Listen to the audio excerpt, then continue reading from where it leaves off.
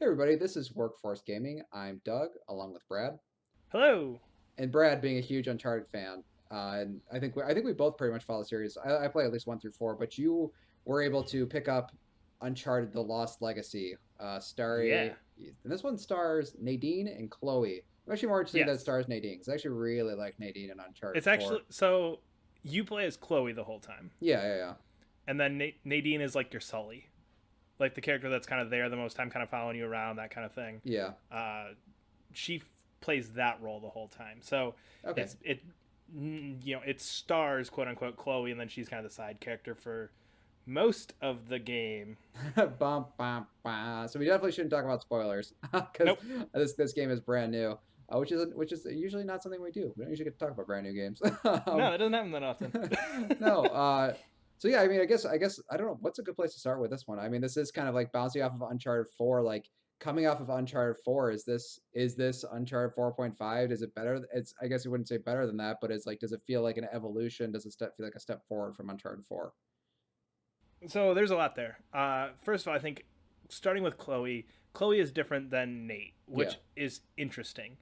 They definitely play her up to kind of take over some of the similar aspects that you see in Drake, just because I think she needs to fill that protagonist role versus the side character. So you do get some of the snarky lines, and you do start to get some of those Drake mannerisms where there's a couple points where you're like, ah, that seems more like a Drake thing than what I would have pictured from Chloe. So Okay. that gets a little funny here or there. Uncharted 4.5, I feel like they were very smart in not putting a 4 in this at all. Okay. It is completely removed from that in every sense, with the exception of obviously Nadine and that kind of thing, and seeing some of the characters carry over and that kind of thing. Yeah. Other than that, it is very much its own self-contained story. There's subtle references to what's going on with Nate just because of Nadine's thing with Nate from Uncharted 4, where it's like, oh, I can't believe I'm working with you, even though your connection to the Drake brothers and all this other stuff. So Yeah. there's that little dialogue moments, because the game does, just like Uncharted 4 does, which was one of my favorite pieces. There's great dialogue between Nadine and Chloe through the whole time, talking about what's going on, talking about some of those things in the past, and giving you Mhm. kind of hints at where the story came from. But in terms of 4.5, I don't feel like it's that. Yeah. It definitely just kind of feels like that spinoff. Like, okay, we're good with Drake. Drake's good, Yeah. but here's another story that just kind of fits in that universe, and it plays out very similar. It's very much the we got to go get the treasure. There's a bad guy who also wants the treasure, who for some reason works for a paramilitary group or whatever. Oh, Like so seriously again? Again? Sorry. yeah, That's such a weird trope with that series. Like, there's some like weird paramilitary group in like all of them. yeah, and it definitely follows all those same tropes in terms of story development. It very much feels like, you know what, it's there. Hmm. Again, I think this game shines in the same places that Uncharted 4 did, which is the character development, which is the way these characters react to each other. And Hmm. even Nadine and Chloe both have come to conflict a couple times, which I think was one of the very strong points of Uncharted 4, was seeing some of the conflict between Nate and Sam, and Nate and I'm forgetting his wife's name.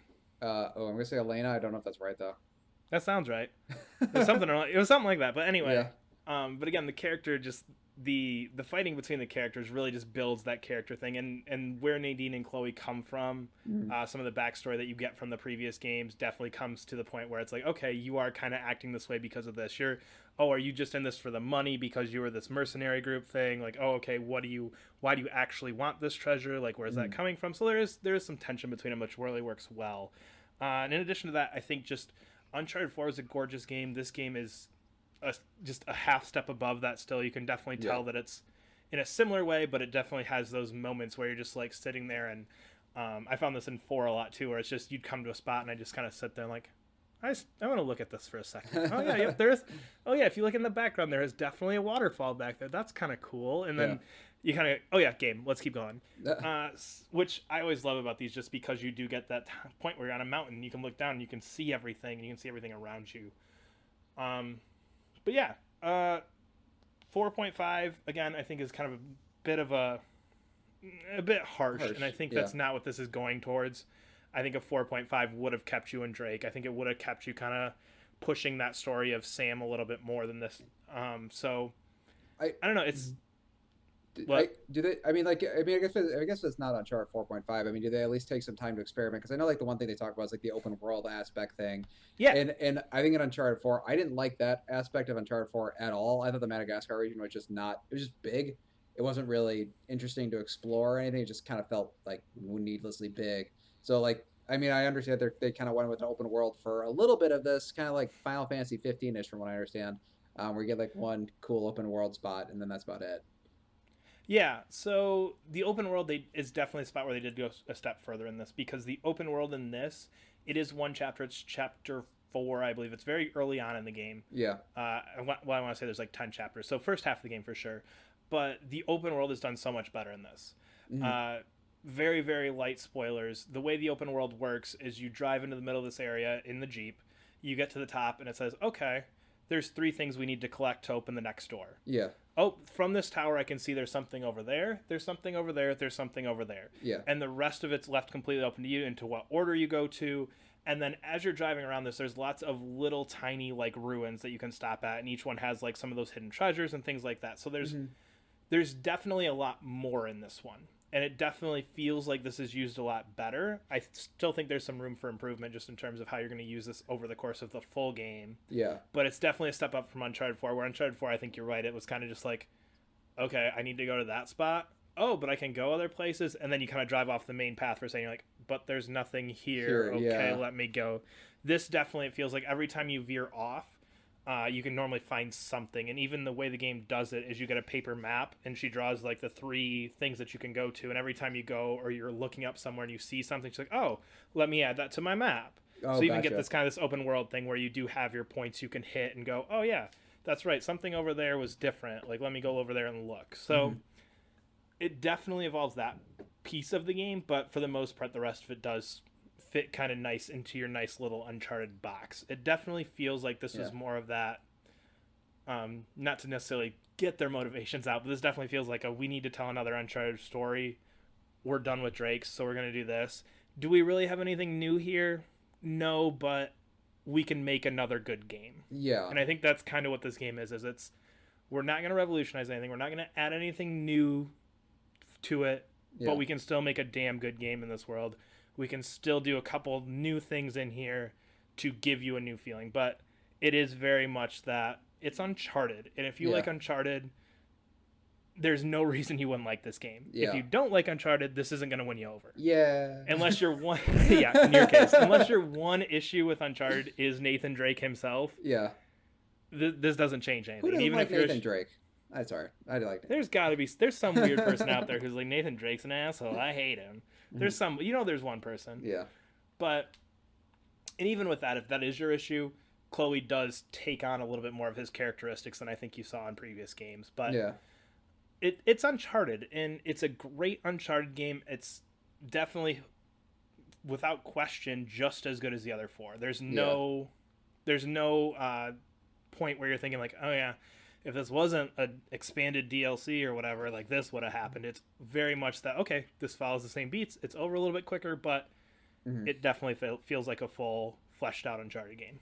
So I guess my final question is like, so would you rather see like an 8 to 10 hour chunk with like maybe with Sam, or an 8 to 10 hour chunk with Sully, or an 8 to 10 hour chunk with like other characters that we can't really talk about unless you finish Uncharted 4 sort of thing? Like, would you rather see those, or would you rather see like, no, I want to get like my full 12 hour thing, whether that has a new protagonist or not?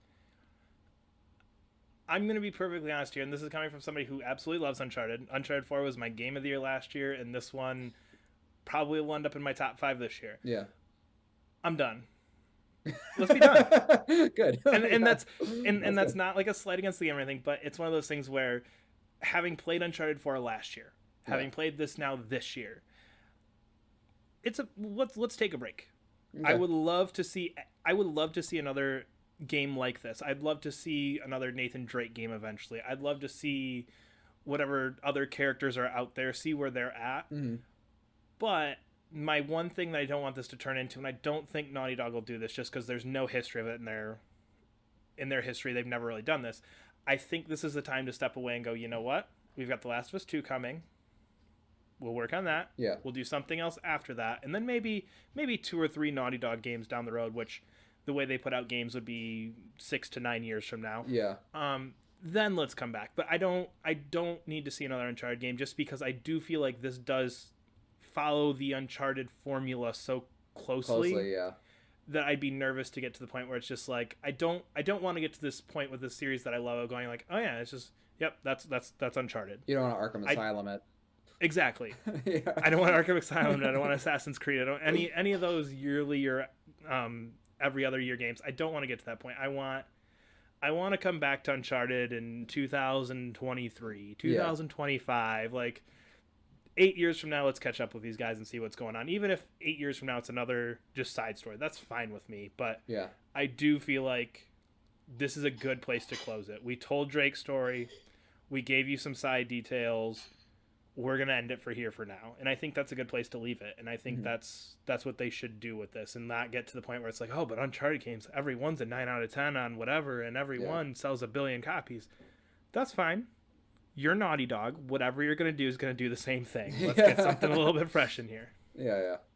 Let's see something different, sort of thing. Okay, no, I was just curious because I know you are a big fan of the series.